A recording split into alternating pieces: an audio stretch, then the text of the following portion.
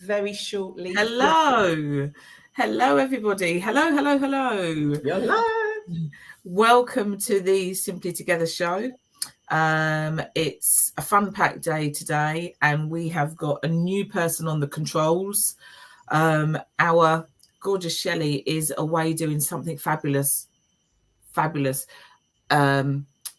to do with. We're going to talk about that a little bit later. How's Okay, that? all right. Yeah. I'll save that anyway. Yeah. But we've got our lovely Dee on the controller. So if we suddenly disappear, we'll be back. Don't worry.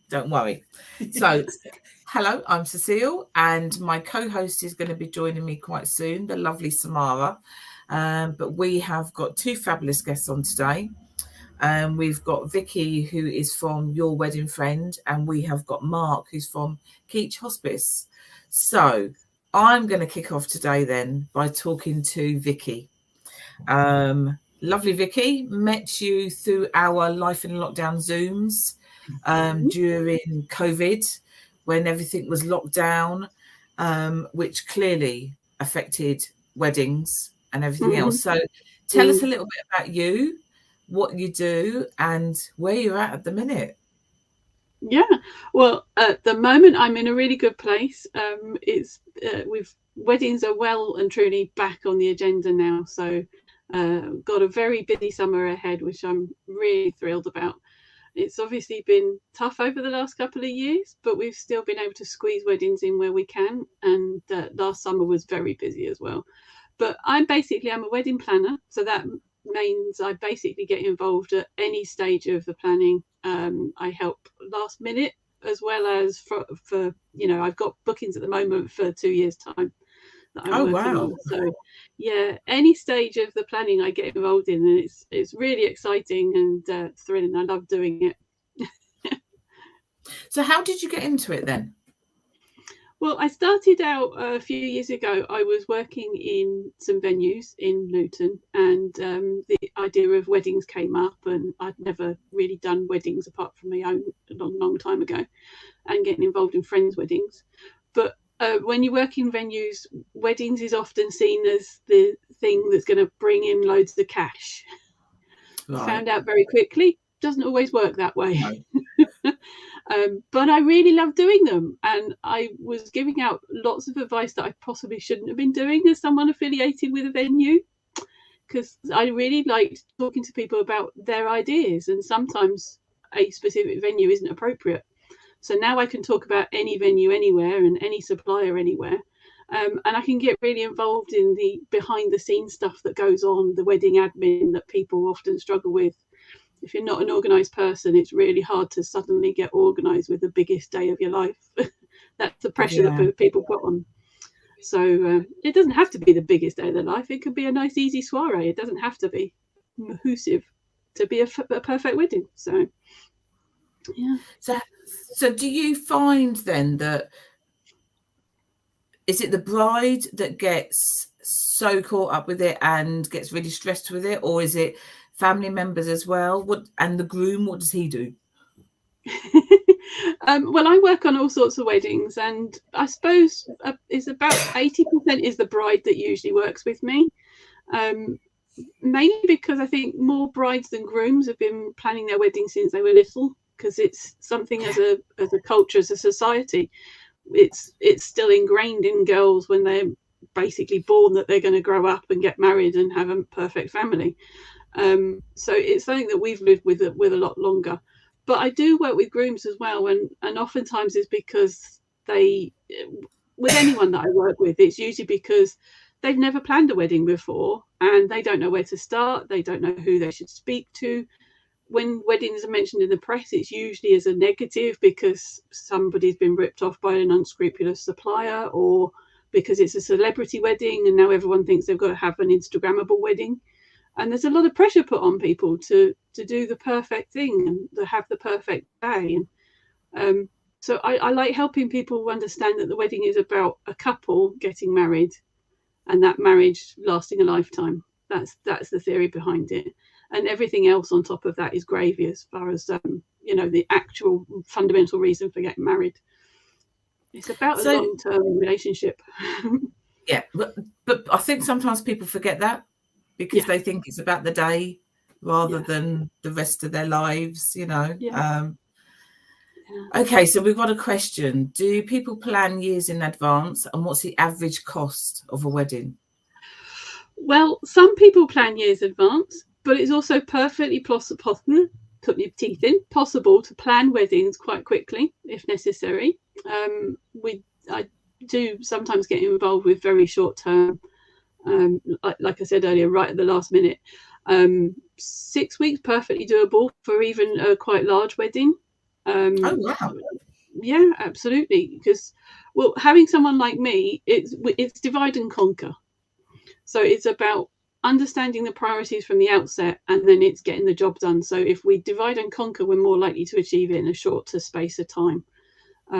If you want to do an all singing, all dancing wedding that goes on for weeks and weeks, then yeah, it takes longer to plan. But you can negotiate better deals sometimes if you've given people more time, or if you're planning out of season. That also affects the cost, going on to the second part of the question. The average cost of the wedding, well, this always terrifies people. So I don't really like giving out the figure, because then people think that if they're on a low budget, i.e. under the average, that they're not going to be able to get a beautiful wedding. But it's perfectly possible. And it depends who you speak to. So some of the advice that's out there would suggest that it's £25,000+. Oh my God. Yeah, but that's if you have everything. So that includes things like if you have like a 5-tiered cake instead of a 2-tiered or a 3-tiered, or if you have a car or several cars, or if you're using a very posh venue as opposed to something that's maybe a bit more of a community venue. It's perfectly possible to plan a beautiful wedding for under £5,000. It is very, very possible, and I think that's more achievable. So yeah, don't be afraid by when it gets into the tens of thousands. You don't have to spend that much money on a wedding. You don't. I suppose they have to decide, don't they, between, you know, so you can have a beautiful wedding for £5,000, or you can go over the top as such and have one for £25,000, but you can still have a beautiful one for £5,000. So and anywhere in between as well. Yeah, absolutely. Yeah. The highest budget I've ever worked with was 35,000, and that you could tell it had been spent, but that was building a large bespoke marquee for a large number of guests in the grounds, and they had everything had to be brought in. So we had to bring in toilets and lighting and power and everything. If you don't have need of all those things, you can bring it in a lot cheaper than that. So yeah. Wow. That's just so if you're looking oh yes, Rita James' son got married on Saturday, so congratulations to them. So if you're doing you've been brought in to help sort out a wedding with 6 weeks notice, is that a dress off the rack as opposed to one of those wedding dresses you order a year in advance? Yeah. You're looking at 12 weeks for something that is ordered and made abroad generally.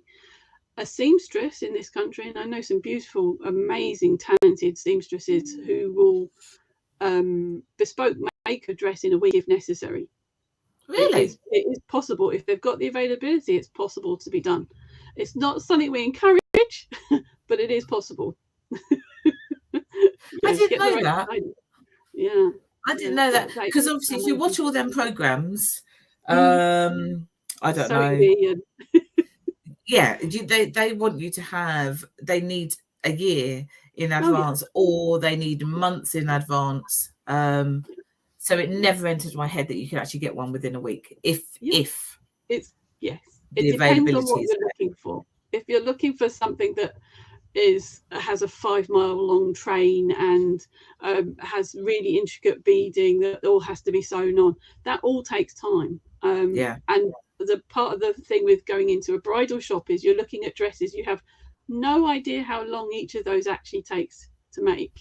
And even a simple dress can look like it's whipped up in 5 minutes, and I don't know the factories. That is entirely possible that's how they made some of them when you get a slightly dodgy one, but they also have to be altered to fit the person. It's very rare for someone to walk into a shop and it have a perfect fit. So even if you are planning one in 6 weeks, you can walk into a shop that sells off the rack. Chances are it's still going to need some tweaking to look perfect. Yeah. Okay. So have you got a favourite bit about the weddings or the planning that you're doing that you really enjoy? I love that, because most people ask, do I have a favourite wedding? So having a favourite bit of the wedding is lovely. For me, it's always the first time a couple see each other, and it can be at either end of an aisle, or something that's more popular abroad is first looks away from the actual ceremony room, which I also love, because then you can really see the connection, the relationship, and it's just that moment between two people when nobody else exists. That's the bit that I love. Okay. Right, so we've got some more questions. So, do you help out with other events other than just weddings? Yeah. I like to say I do anything that's social. So birthday parties, bar mitzvahs, anniversaries, any get-together that's considered social. I love working on them. But I do help with other things as well. So it might be corporate events occasionally. Children's birthday parties I quite enjoy, because I'm a big kid at heart. And what sort of jobs do people ask you to do? Quite a lot of the time I work with couples that are considered DIY. So I'm very hands-on in my approach. I don't look anything like the J-Lo film that everyone recognizes with the headset and all that. So I'm usually running around, not with a clipboard, setting up decorations and directing suppliers and helping unload vans of stuff, and tidying up drinks and glasses and crockery and cutlery and all that stuff that gets scattered to the four winds. So I'm really hands-on. I can literally do anything and everything when it comes to an actual wedding day or an event. But yeah, I can't just stand around and boss other people around. I'm not that sort of person. Okay. Well, so you went to J-Lo. In my head, I immediately went to Friends, when Monica was being the wedding planner for Phoebe, and she had her headset on and a clipboard and was ruthless. Yeah, I'm not like that. Yeah. So are you doing the jobs that other people don't want to do sometimes? Quite often, yes. Yeah. And sometimes it can be the unexpected jobs are potentially keeping the gannets off of the buffet. So sometimes it can be, because every family has one, but they, the one that turns up with a plate and piles it really high. So I'm there trying to sort of steer them away from the buffet, or dealing with guests who are a little bit worse for wear. Oh yeah. I bet there's a few of them. Yeah. Or people getting overexcited and trying to get behind the bar and stuff like that. It's, yeah. If anyone needs to talk to, I'm usually the one they come to. It's like, could you go and talk to them? It's like, yes. So do you stay for the whole wedding then? I can do. Sometimes I only stay until after the first dance, because then everyone's relaxed. They, the clear up will look after themselves. They've got their family there to help do the clear up. But I'm such a control freak. I do like being there for the whole time, from the beginning of the supplies getting into the end, and making sure all of the gifts are put together and they all go out of the venue. If anything's getting left behind, it's not the gifts and cards, it's that sort of thing. But yeah, I'll do whatever people want me to do. It sounds really exciting. It really does sound exciting. But I bet there's times when it's not. There are times when it's really scary, but it's most of the time it's absolutely amazing. And I love being around people, actually. So it's, even some of the more intimidating, slightly scary times, once you've got the support in place, it's it's exciting in a good way. Good. Challenging, but exciting. Yeah. So don't disappear. Hang around, because if we get time, we'll bring you back on. But it's been lovely talking to you, Vikki. Lots of information that I didn't even know. Hello, welcome to our new co-host, the lovely Samara. Hi, How you doing? I'm good, but I'm very well, thank you. How are you? I'm good, thank you. Good to see you. Glad you're here. Hi. So, you've the words are gone. The words are gone. You've got a guest to introduce, so I think he's going to be coming on right now, possibly. Okay, cool. Thought you were having a chat first. With Samara, I thought we were doing that after. We're not. We're having a chat, Samara. Oh, hi. Yes. So, how you feeling? First time on here. It's a bit strange, to be honest. Okay. Usually I'm on the other side. Usually I'm Yeah. speaking to you guys, yapping your ear off. So yeah, it's a bit strange, but it's really nice actually. It's really nice and warm, you know, being on something like this, and it's always really welcoming. So I'm really happy to be here. Good. Yeah. And I know that you're gonna talk to us about something at the end of the show as well, aren't you? Yeah, very quickly. After you've then done your chat with Mark, then we're going to go on to yours as well. Okay. So I'm going to leave you to it. Okay. Take it away. Hi. Hi, Samara. Hi, Mark. How are you? I'm well, thank you. How are you? Good, yeah, I'm very well, thank you. Very nice to have you on here. Welcome. Thank you for inviting me. No problem. It's a pleasure and an honour to have you. So, yeah, we are speaking to you. Obviously, you're from Keech Hospice. That's right. Yeah, I'm a lecturer practitioner, but also a palliative care nurse, and I've been at Keech Hospice a couple of times, but this time around I've been here just over 3 years. Wow. So, do you just want to explain to those who don't know what Keech Hospice is, what it is, and what you do? So, what your role is and what that kind of entails, just for some people maybe on here that don't have any idea. Yeah, of course. I mean, that's not unusual because the hospice has a lot of connotations, doesn't it? The word hospice has a lot of stigma, and I guess people don't necessarily know what the hospice is, and that's absolutely fine until the time, unfortunately, you need to know. But I guess the most important thing is Keech Hospice has been part of the local community for 30 years now. We celebrated our 30th anniversary last year, and we've also been celebrating our 20th anniversary of our children's unit. I guess we're quite unique as a hospice because we have adult and children, and that's quite a rarity to have Keech, to have an adult and a children's hospice together. So we look after patients who are ill and who are not going to get better from their condition. And we look after lots of people in the community, but also in-house as well, either as an inpatient, but also as a day case. So people come for treatments, for activities, but also come for clinic appointments and different things, and to see doctors and have assessments and things. So there's lots going on behind the scenes, and we're always out there in the community. So my role is providing education and teaching to our community. So we teach, myself and my colleague Chris, we teach to our community, to all of our healthcare professionals.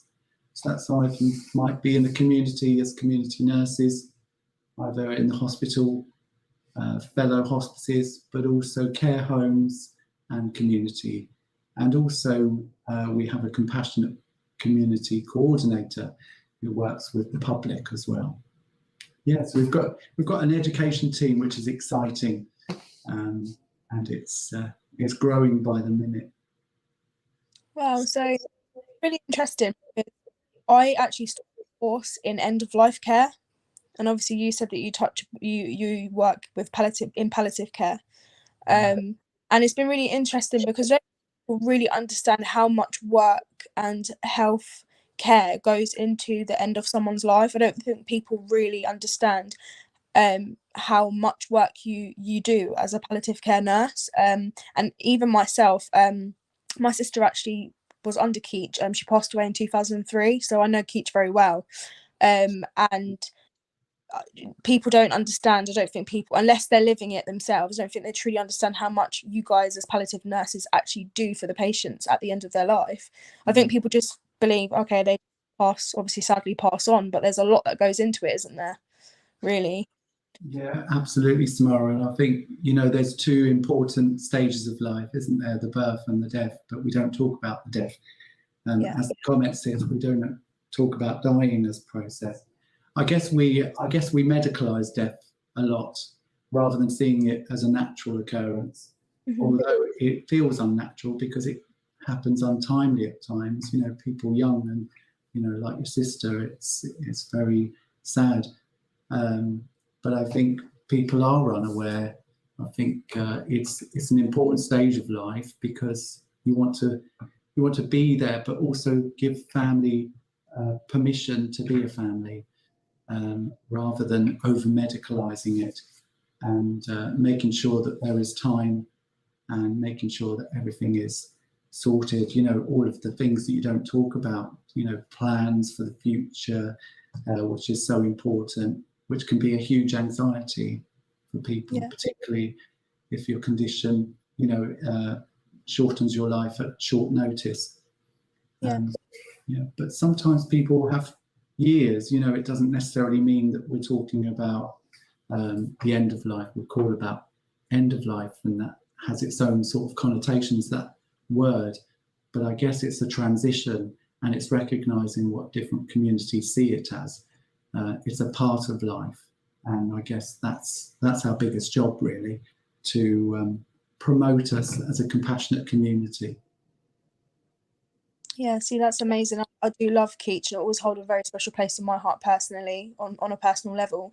But again, for those that don't know, so in Keech Hospice, what facilities do you have, and what facilities would you say something that maybe makes you different from other hospices? Well, I guess the number one is that we have adult and children's together. Yeah. We have adults that cover across patches of Luton and Bedfordshire, and our children's stretch out to Hertfordshire and West Sussex. And we have lots of services available. So in-house, we look after people, obviously, who come to die, but also we look after people with symptom control.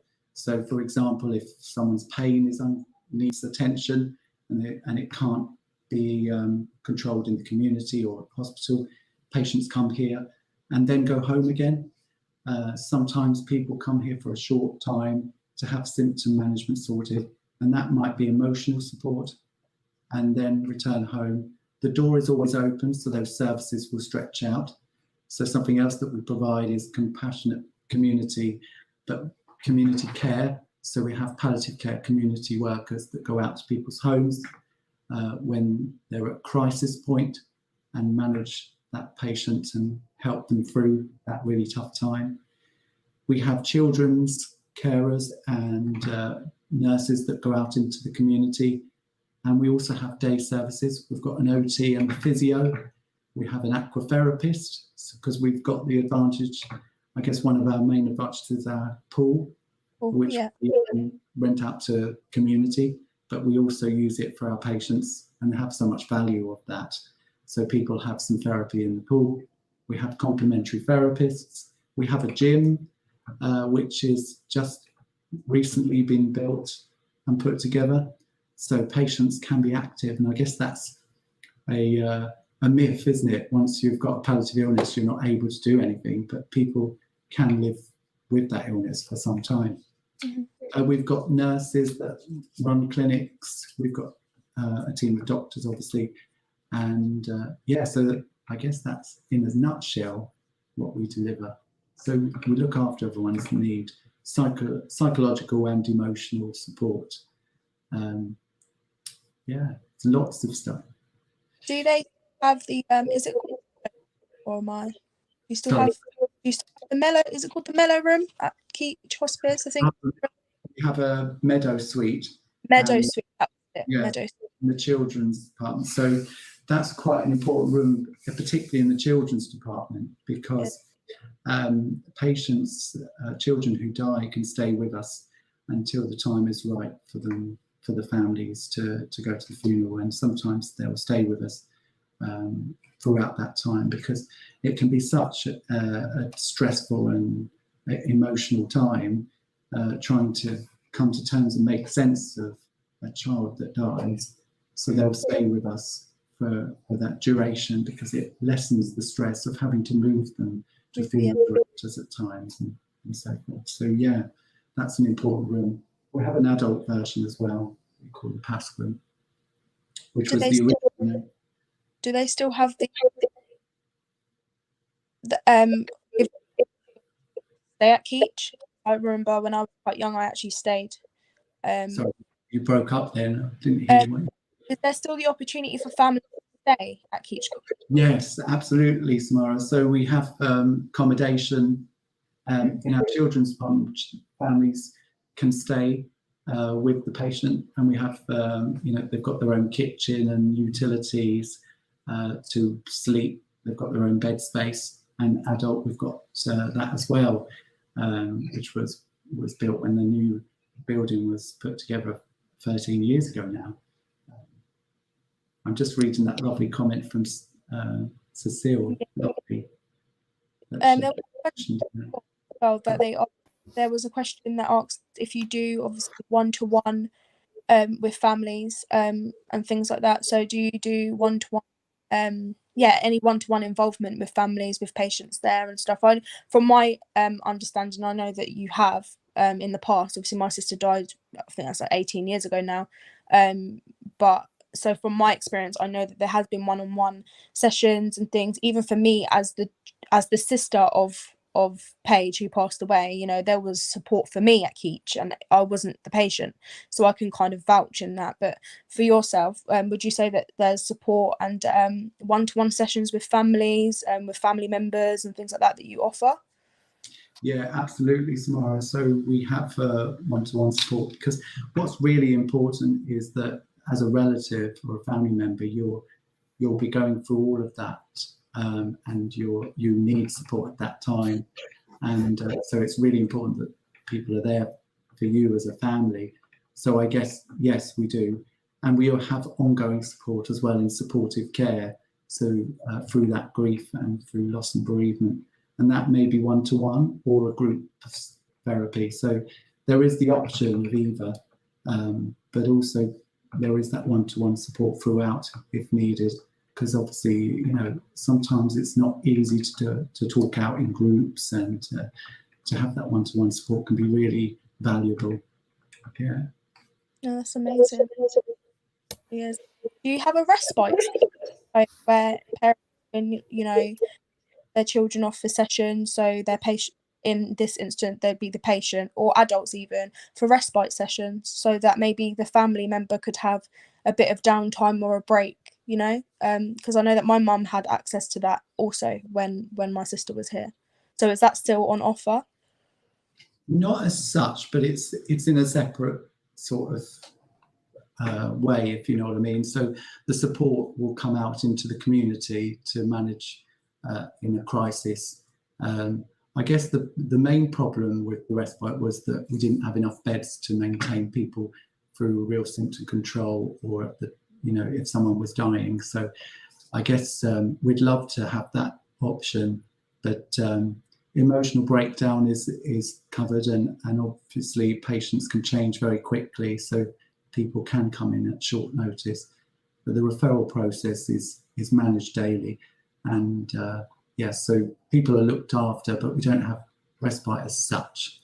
But the support's still there. It's more community house support as well. Yes, absolutely. Community, and it's 24/7. So we have a 24-hour advice line, so people can ring. We've got a new self-refer service as well, which is much simpler and much easier for people to do. So people can go online to do that. And throughout COVID, we had a bereavement process service that opened out to people that didn't necessarily become associated with the hospice, but lived in our community. Because, so many people were going through loss and bereavement in that time. It was really important to reach out into the community at that time. Yeah, that makes sense. So I think it was a question about workshops that we were doing. And our compassionate coordinator, Karen, delivers regular sessions for the public. She's got a session called Digital Legacy, which is a new workshop, because what's come apparent is that people are really struggling on social media. And there's so many accounts of people that we don't often think about what happens to our social media accounts when we die. And it's something that we probably need to think about more.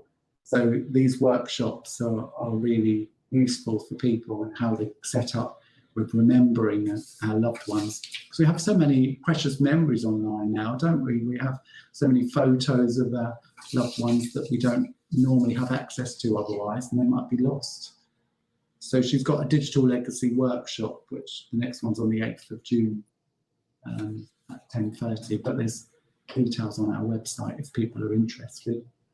Got lots of workshops and stuff. Oh, amazing. Just noticed our host is back. Did you have any questions for Mark? No, I was just gonna kind of elaborate on the post that I'd put. So as a family, we have sat down and we have spoken about death and dying and what we want, and it kind of came about from comments that we had made, or my mum actually, comments that my mother had made around, oh, I don't want that when I die. You know, when you go to a funeral, well, I don't want that and I don't want that. And I said, right then, so let me write down what you do want. And we did this, I don't know, about 10 years ago. My children were much younger. So we've got all of that written down. And when she passed, which was quite quickly, and lovely, she passed in Keech. We were there for 2 days. And we knew then what she wanted. And it made it so much easier, because you could then continue grieving, but you knew what you needed to then do. There was no, oh, I don't know if she wants that, and I don't know if they want that. We already knew. And I just think families need to sit and talk. They need to talk about what's going to happen, or if they're I don't know, if their life is going to be if they have an accident and they're not going to recover and things like that. People need to talk about it. They need to have that conversation and not keep it as this thing that you don't discuss. They need And there's a really good video actually you could get on YouTube called I Don't Want That, using your exact words. And it really highlights that whole process of, you know, getting things. And you were talking about your weddings earlier, and, you know, we've been organising weddings at short notice because people haven't planned for the future, what's going to happen to their loved one when, you know, with financial situations and access to children and things like that. It's a really important time. So we've organised a wedding at a few hours' notice quite recently, so we can do things like that. It's about everybody working together. There's a multitude of professionals that are working together at the hospice, in the community and in the building itself. That's amazing. My experience with Keech, I was only 7 when my sister died, so that's a very long time ago now for me, because I'll be 26 next week. And for me, that was a very significant time in my life. I don't think I remember anything before the age of 7, because losing my sister was very, very significant, and I remember everything after that. But I did a fundraiser for Keech back in 2016, and we raised a fair bit of money for Keech, because I felt, you know, at 7 I couldn't thank you enough for what you did for my sister, but being much older then, I was able to put something together to thank you guys for that, and I don't think I could ever thank you enough. And I remember so much about Keech, because it was just very important, you know. It was a very important time. I remember even seeing the Wall of Fame. You've got all the children who have passed away. I'm hoping you still have that, because my sister's definitely on the wall. Just so they're not forgotten about. And that's another thing that I think I'll always hold dear to my heart, is that you know, my sister died in 2003. That's a long time ago. And I know that when I went to do the fundraiser and had meetings at Keech, they let me, I went basically the whole way around Keech. They kind of gave me a tour all over again. I said, is that place still there? And they was like, wow, your memory is amazing for the fact she was only 7. But I was like, do you know how important this place will always be to me as a young woman because of what they did for my family? And I just think it's so important, and I think we should always speak about these things, because yeah, it's amazing what you guys do and what you guys have done for families and continue to do to this day. I just think it's incredible. I really, really do. Thanks, Samara. But it's down to people like you that have experienced that loss, and Cecile, you know, that you've had that first-hand experience and you can share that, and it's really opening it up, the subject about death and dying, isn't it? And making it more known. Like you say, talk about it more. And, you know, our gardens are open, and if anyone wants to visit, just let us know. We can organise that for you. And your sister will still be on our wall. And we've got our, No, she definitely. We've got our handprints on the wall as well. Got all of those, the butterflies. Yeah.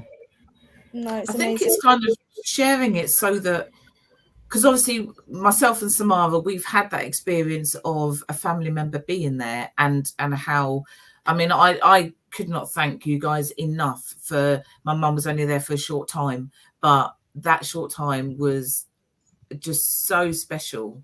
And I suppose it's about getting that out to other people so that they know that that's going to be okay. Because I think when you're in hospital and they say, oh, we're going to go to hospice, I think a lot of people don't want to do that.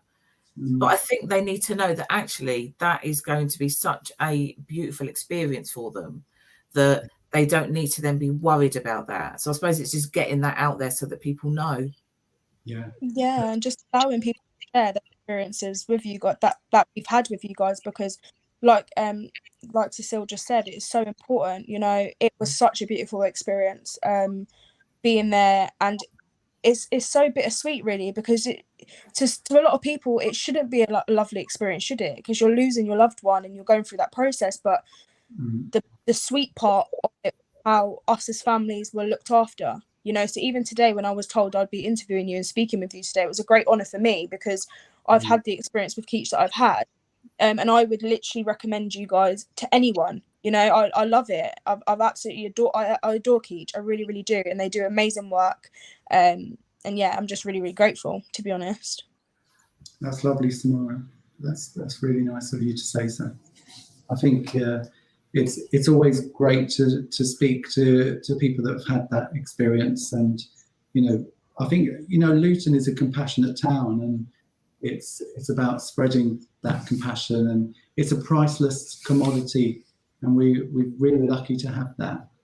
And I think that's what it's about. That's what Keech is part of. You know, all the wonderful work that all you do. It's about everyone working together, isn't it? And making it more compassionate.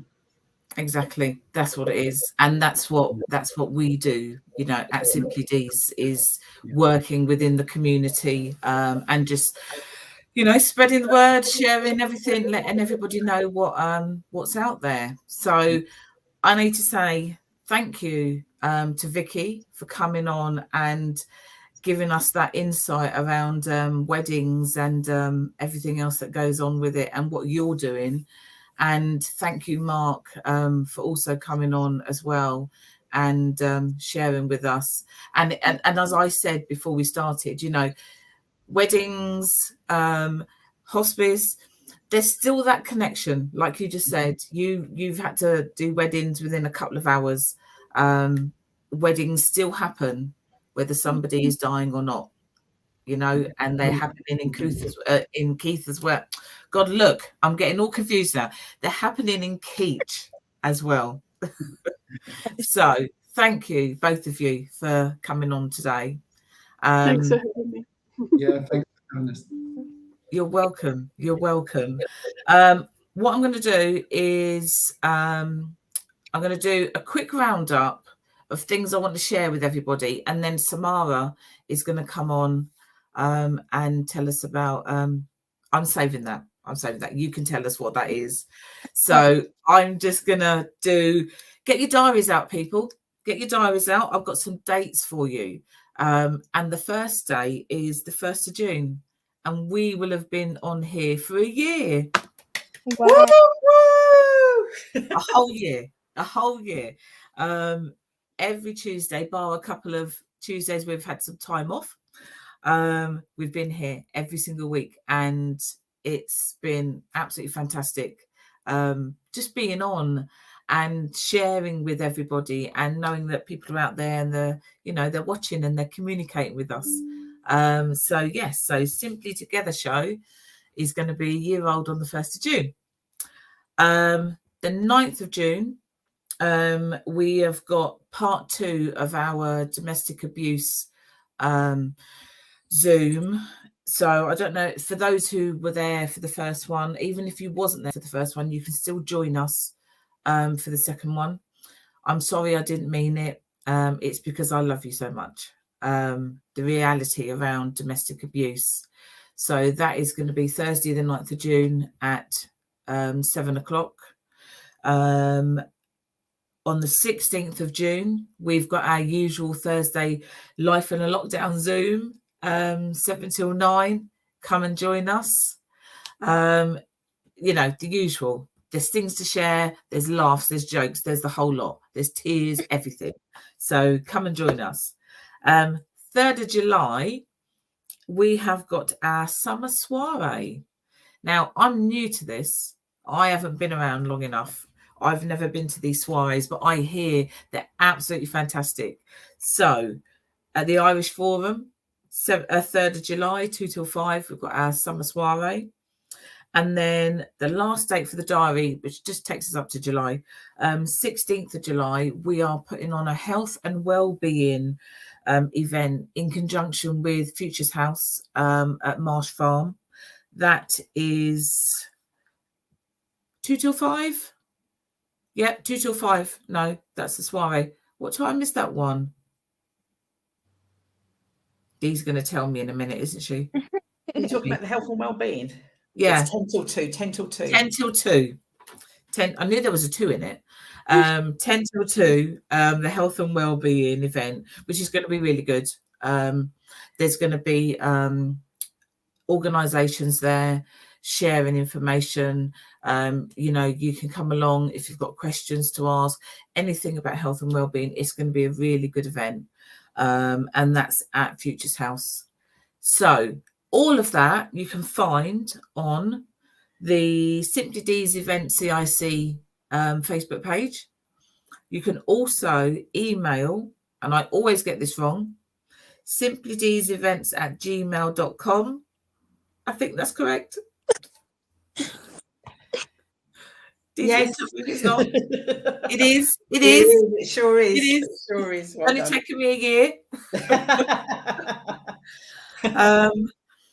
So yes, go to both of those. Send us an email, go on the page, have a look. All those events will be on there. And that's my bit then. So I'm going to hand back to Samara, because Samara's got some really information that she wants to share. She wants to let you know what's, I'm leaving that. Samara, it's back to you, my love. I'm actually gutted for a start, because that summer soiree thing sounds really good, but it's actually my son's birthday, so I'm going to be making arrangements for him. But yeah, and to add, guys, the domestic violence forum that we went on was great. I went on the first one. Not sure if I'll be on the second one. That's my mum's anniversary, so those 2 dates are kind of taken already. Yeah.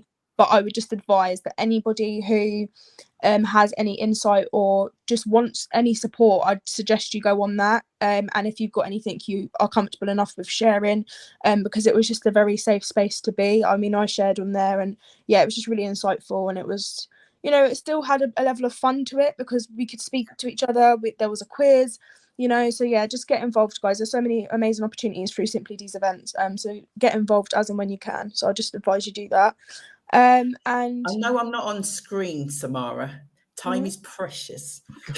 So I Sorry, need, I'm don't you worry, darling, don't you worry, because we really wanted you, for those that are, I know you can't see me, guys, I'm producing today, so I'm in the background, but yeah, it's important. Samara's, this is her first show. You have done absolutely, give it up. You have done, when you watch this back, you'll be like, okay. I'm I got this. nervous, you know. I'm really, really nervous. I got this.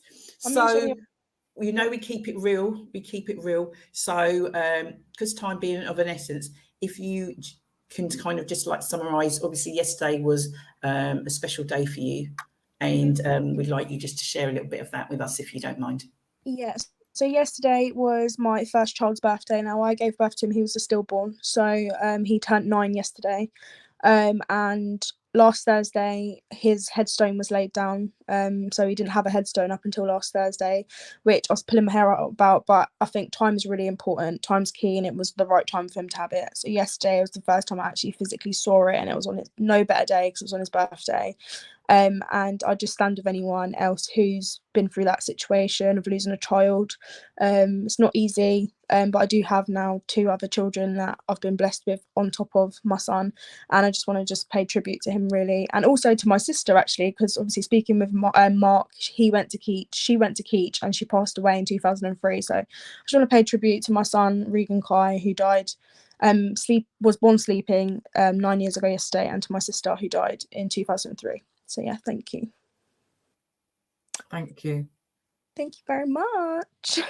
Thank you for sharing that. And yeah, the headstone was due when it was due. Yeah. You know, and it's just great that you've been able to come and share that with us, and for being on here today on your first one. So happy that I came on. I'm really, really happy. I've had a good time. Thank you for having me. You're welcome, but you'll be back. I know. So you know, this is the first of many. This is the first of many. So I'm going to wrap this up. Like I said, go to the Simply D's event page on Facebook. You can find us on YouTube, and you can email us on simplydsevents@gmail.com. There's so much going on that we're putting out there that other people are involved with. You know, if you need something, come and ask, because if we don't know, we'll go and find out for you. You know, so there's just a lot there. So come and join our events, and yeah, that's us. So that's a wrap for today. That's the end of Simply D show today. Excellent. Well done, ladies. Well done. See you all. Bye, everybody.